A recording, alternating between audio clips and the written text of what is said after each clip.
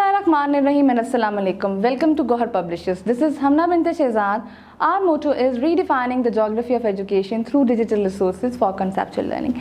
Dear teachers and dear students, आज के इस वीडियो लेसन में हम देखेंगे अपनी गौहर इंग्लिश बुक 3 का यूनिट नंबर 8 जो कि हमारे पास है modes of transport.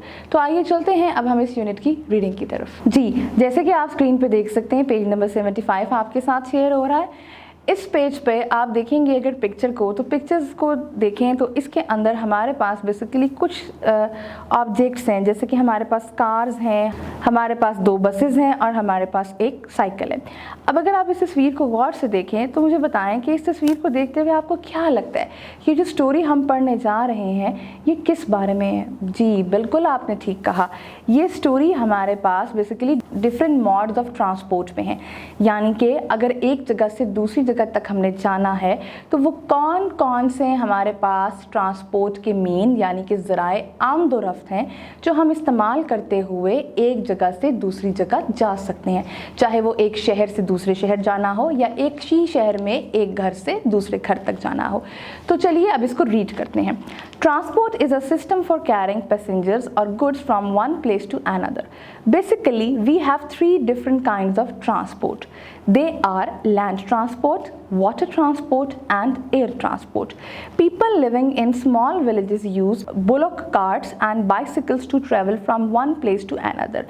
People living in cities use trains, buses, cars, bikes, etc. to go to far off places. There are some means of transport like boats and ships which are used on water. They are called means of water transport. Some means of transport like helicopters and aeroplanes are used only in the air. They are called means of air transport. An aeroplane is the fastest mean of transport. Elephants, horses, ponies and mules are used as means of transport in some hilly areas and villages of plain areas.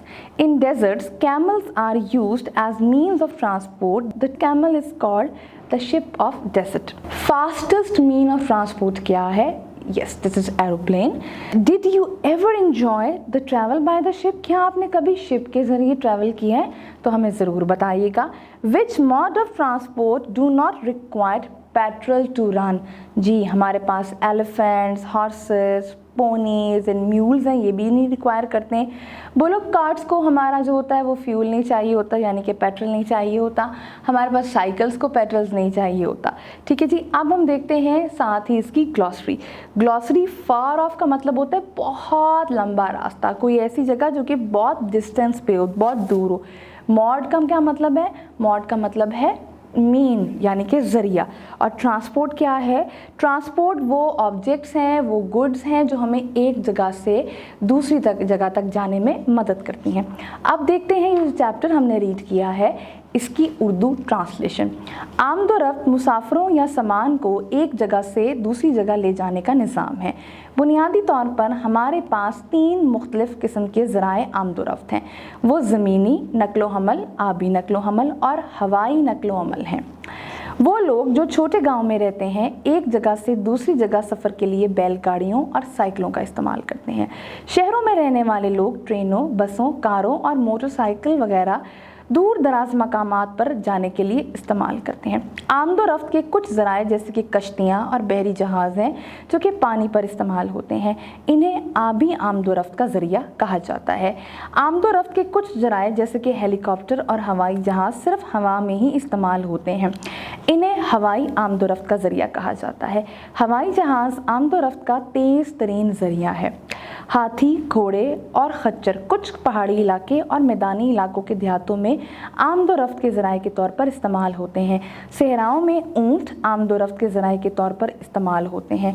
ऊँट को सहरा का जहाज़ भी कहा जाता है। जी dear teachers and dear students, ये था हमारा आज का वीडियो लेसन। आई होप आपको ये वीडियो लेसन पसंद आया होगा। एक नए वीडियो लेसन के साथ हम फिर मिलेंगे, तब तक के लिए अल्लाह हाफ़िज़।